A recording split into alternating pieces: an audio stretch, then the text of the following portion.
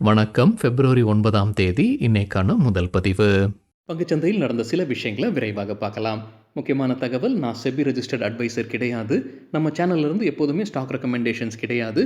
YouTube channel மட்டும் இல்லைங்க, மற்ற சோஷியல் மீடியா பிளாட்ஃபார்மான இன்ஸ்டாகிராம், வாட்ஸ்அப், டெலிகிராம்லேருந்து கூட நம்ம ஸ்டாக் ரெக்கமெண்டேஷன்ஸ் வழங்குவதில்லை. மேலும் பணத்தை வாங்கிட்டு எந்த சேவையும் வழங்குவது இல்லை. பல போலியான குரூப் இயங்கிட்டு இருக்கு. தயவு செய்து ஜாகிரதையாக இருங்க. இந்த வீடியோவில் காட்டக்கூடிய அனைத்து கம்பெனிகளும் வெறும் இன்ஃபர்மேஷனல் பர்பஸ்க்காக மட்டுமே முதலீடு செய்யுங்கன்னு சொல்கிற வீடியோ கிடையாது. எந்த ஒரு முதலீட்லையும் ரிஸ்க் இருக்கும். ரிஸ்க் புரியாமல் இன்வெஸ்ட் செய்யாதீங்க. ரிஸ்க் புரியலைன்னா தயவு செய்து இன்வெஸ்ட்மெண்ட்டை தவிர்த்துருங்க. நம்ம ருபி டிரைவர் சேனலை ஆதரிக்கிற அனைத்து நல்ல உள்ளங்களுக்கும் நன்றி. சில இண்டிவிஜுவல் ஸ்டாக்ஸ் மற்றும் செய்திகள் விரைவாக பார்க்கலாம். இன்னைக்கு பிப்ரவரி 9ஆம் தேதி குவார்ட்டர்லி ரிசல்ட் அறிவிக்கக்கூடிய சில கம்பெனிகளுடைய பெயர்கள்: PSC, Zydus life science, Aurobindo pharma, GlaxoSmithKline, Pfizer, Neuland laboratories, Bata India, Ramco cements, Suprajit engineering, ஆப்பியஸ் மைன்ஸ் IT company, route mobile, KPR mill மற்றும் நவீன் ஃப்ளோரன். இந்தியன் கோஸ்ட்கார்ட் சர்வதேச எண்ணெய் கடத்தும் கும்பலை கைது செய்திருக்கிறாங்கன்னு பிரஸ் இன்ஃபர்மேஷன் பியூரோலேருந்து கிடைத்த தகவல். மும்பை பக்கத்தில் சி மற்றும் ஏர் வழியாக நடந்த ஆப்ரேஷன்ஸில் அவங்க கைது செய்திருக்கிறாங்கன்ற தகவல் வெளியிட்டிருக்கிறாங்க. ஜெட்வொர்க் எலக்ட்ரானிக்ஸுடைய உற்பத்தி ஆலை பெங்களூருல திறந்து வைக்கப்பட்டிருக்கு. யார் திறந்து வைத்திருக்கிறாங்க? மத்திய எலக்ட்ரானிக்ஸ் மற்றும் இன்ஃபர்மேஷன் டெக்னாலஜி அமைச்சர் அஸ்வினி வைஷ்ணவ் மற்றும் கர்நாடகா உடைய லார்ஜ் மற்றும் மீடியம் இண்டஸ்ட்ரீஸுடைய அமைச்சர் எம்பி பாட்டில் இதை திறந்து வைத்திருக்கிறாங்கன்ற தகவல். இந்த உற்பத்தி ஆலையில் டிஃபென்ஸ், ஆட்டோமோட்டிவ் மற்றும் ஐடி ஹார்ட்வேர் எலக்ட்ரானிக்ஸ் உற்பத்தி செய்யப்படும்ன்ற தகவல் வெளியிட்டிருக்கிறாங்க.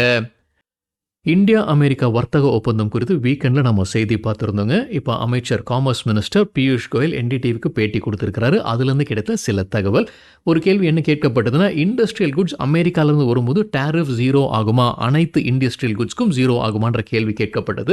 அதுக்கு அவர் என்ன பதில் சொல்லியிருக்கிறாரு அமைச்சர்னா, அனைத்து பொருட்களுக்கும் ஜீரோ ஆகாது.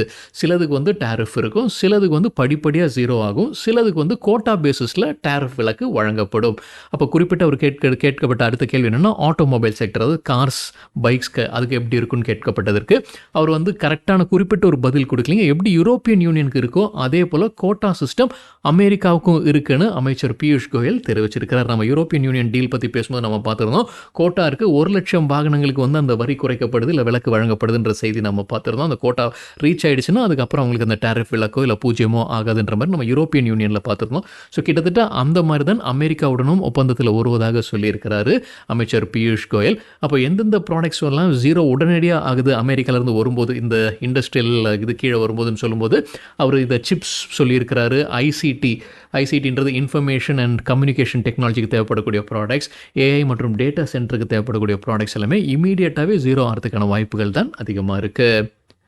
இந்தியா அமெரிக்கா வர்த்தகம் குறித்து நம்ம வீக்கெண்ட்லேயே செய்தி பார்த்துருந்தோம். அதில் நம்ம குறிப்பிட்டு பார்த்த ஒரு செய்தி என்னென்னா, ஆட்டோ காம்பனன்ட் செக்டர் பயன்பெறுவதற்கான வாய்ப்புகள் இருக்குது. வரி குறைக்கப்படுது, உடனே 18 ஆகுது, 18%. அதுக்கப்புறம் 0 மாதத்துக்கான வாய்ப்புகள் இருக்குன்னு நம்ம செய்தி பார்த்துருந்தோம். இப்போ மணி கண்ட்ரோலில் எந்தெந்த செக்டர் எந்தெந்த ஸ்டாக்ஸ் பயன்பெறுவதற்கான வாய்ப்பு இருக்குது, இந்த ஆட்டோ ஆன்சிலரி செக்டரில் எந்தெந்த ஸ்டாக்ஸ் பயன்பெறுவதற்கான வாய்ப்பு இருக்குன்னு ஒரு பட்டியல் கொடுத்துருக்குறாங்க. Bharat forge, Sona BLW, Samvardhana Motherson international, Uniparts India மற்றும் ஹாப்பி ஃபோர்ஜிங்ஸ் பயன்பெறுவதற்கான வாய்ப்புகள் இருக்குன்னு சொல்லியிருக்கிறாங்க. ஏன்னா இந்த நிறுவனங்கள் எல்லாமே ஒரு அதிக அளவில் யூஎஸ்ஏக்கு அல்லது நார்த் அமெரிக்காவுக்கு ஏற்றுமதி செய்கிறாங்க. அவங்களுடைய வருவாயில் ஒரு பெரிய பங்கு யூஎஸ்ஏ அல்லது நார்த் அமெரிக்காவிலேருந்து வருதுன்னு சொல்லியிருக்கிறாங்க. அந்த ஸ்பிளிட்டப்பும் கொடுத்துருக்குறாங்க. சோனா BLW நார்த் அமெரிக்காவிலேருந்து அவங்களுடைய ஒட்டுமொத்த வருவாயில் 41% நார்த் அமெரிக்காவிலேருந்து தான் வருது. ஆனால் குறிப்பிட்ட அந்த செய்தியில் என்னென்ன சொல்லியிருக்கிறாங்க என்னென்னா, உற்பத்தி ஆலையும் இவங்க அமெரிக்காவில் வைத்திருக்கிறாங்க சோனா BLW.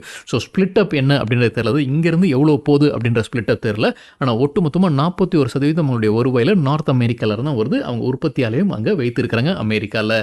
யூனிபார்ட்ஸ் இந்தியா ஒரு பெரிய பாசிட்டிவாக பார்க்கப்படுதுன்னு சொல்லியிருக்கிறாங்க மணி கண்ட்ரோல் செய்தியில். அவங்களுடைய ஒட்டுமொத்த வருவாயில் 55% யூஎஸ்ஏலேருந்து வருதுன்னு மணி கண்ட்ரோலில் அப்டேட் கொடுத்துருக்குறாங்க. பாரத் ஃபோர்ஜுடைய சேல்ஸில் யூஎஸ்ஏலேருந்து வரக்கூடிய கான்ட்ரிபியூஷன் 22%.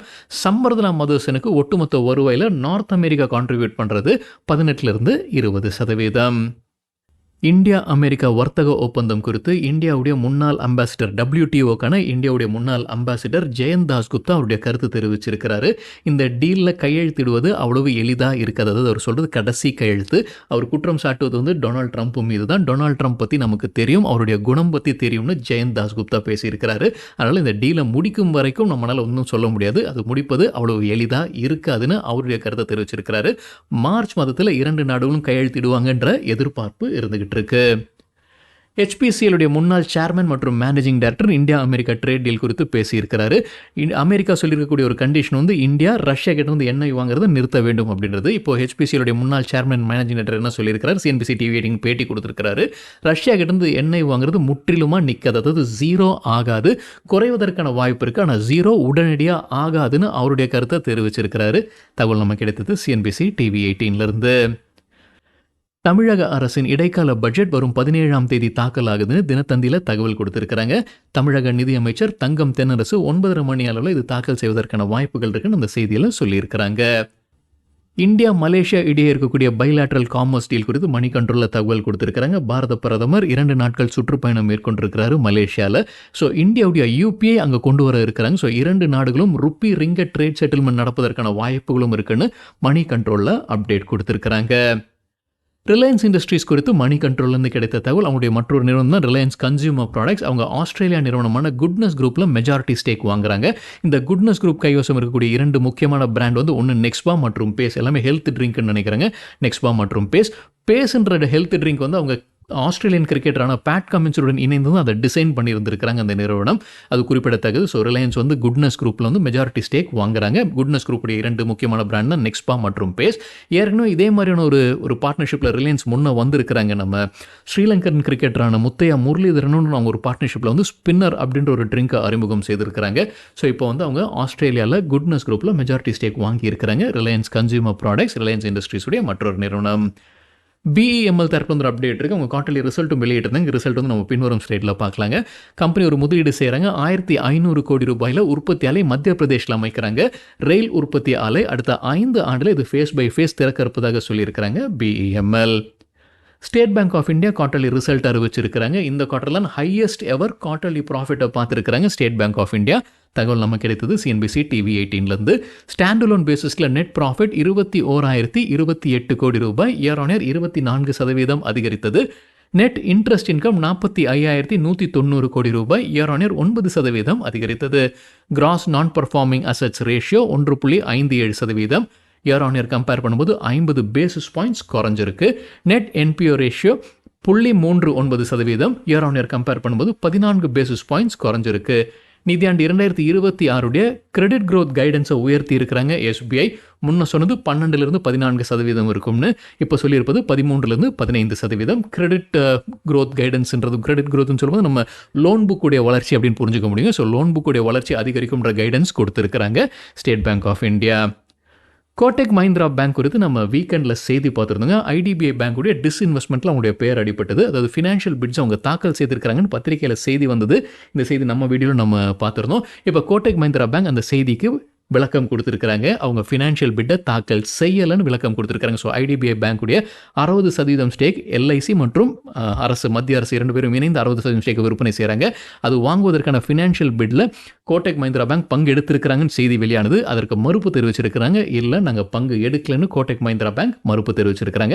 தெரியாதவங்களுக்காக அந்த செய்தி. IDBI பேங்க் குறித்து NDTV ப்ராஃபிட்டில் வந்தது என்னென்னா, கோட்டக் மஹிந்திரா மற்றும் ஃபேர்ஃபேக்ஸ் இந்தியா வந்து பிட்டிங்கில் வந்திருக்கிறாங்க, ஃபினான்ஷியல் பிட்டிங்கில் வந்திருக்கிறாங்க அப்படின்ற மாதிரி சொல்லியிருந்திருக்கிறாங்க. அது வந்து இப்போ கோட்டக் மஹிந்திரா பேங்க் மறுப்பு தெரிவிச்சிருக்கிறாங்க, இல்லை நாங்கள் பண்ணலன்னு. CNBC TV18 இப்போ என்ன அப்டேட் கொடுத்துருக்காங்கன்னா, ஃபேர்ஃபேக்ஸ் ஃபினான்ஷியல் மற்றும் எமிரேட்ஸ் NBD இந்த 2 நிறுவனங்கள் கண்டிப்பாக அந்த ஃபினான்ஷியல் பிட்டில் அவங்க சப்மிட் பண்ணியிருக்கிறாங்கன்னு அவங்க சொல்லியிருக்கிறாங்க. ஃபேர்ஃபேக்ஸ் ஃபினான்ஷியல் யாருன்னா, அவங்க CSB பேங்குடைய ப்ரொமோட்டர்ஸாக இப்போ இருக்கிறாங்க. ஸோ ஃபேர்ஃபேக்ஸ் ஃபினான்ஷியல் வந்து IDBI பேங்கை வாங்குறாங்க அப்படின்னா, அந்த பிட்டில் அவங்க ஜெயிச்சாங்க அப்படின்னா, IDBI பேங்க்கும் CSB பேங்க்கும் மர்ஜர் நடக்குமா அப்படின்ற ஒரு கேள்வி எழுப்பியிருக்கிறாங்க அந்த CNBC TV18 செய்தியில். அதே நேரத்தில் எமிரேட்ஸ் NBD அது எங்கேயோ கேள்விப்பட்ட பேர் மாதிரி தான் இருக்குங்க. ஏன்னா அண்மையில் தான் RBL பேங்குடைய அக்விசிஷனை அவங்க பண்ணுறாங்க. கிட்டத்தட்ட 60% ஸ்டேக் அங்கே வாங்குறாங்கன்னு நினைக்கிறாங்க. அந்த எண்ணிக்கை ஞாபகம் இல்லை. ஸோ எமிரேட்ஸ் NBD RBL பேங்கை வாங்குறாங்க. ஸோ அவங்க பேரும் இப்போ இதில் அடிபடுது IDBI பேங்கை வாங்குவதற்கு. ஸோ இப்போ IDBI பேங்க் ஏதாவது ஒரு பேங்குடன் மர்ஜர் ஆகுமா அப்படின்ற கேள்வி எழுப்பியிருக்கிறாங்க CNBC TV18. சரிங்க, இதுதான் சில விஷயங்கள் என்னுடைய பார்வைக்கு எட்டியது. நன்றி, வணக்கம்.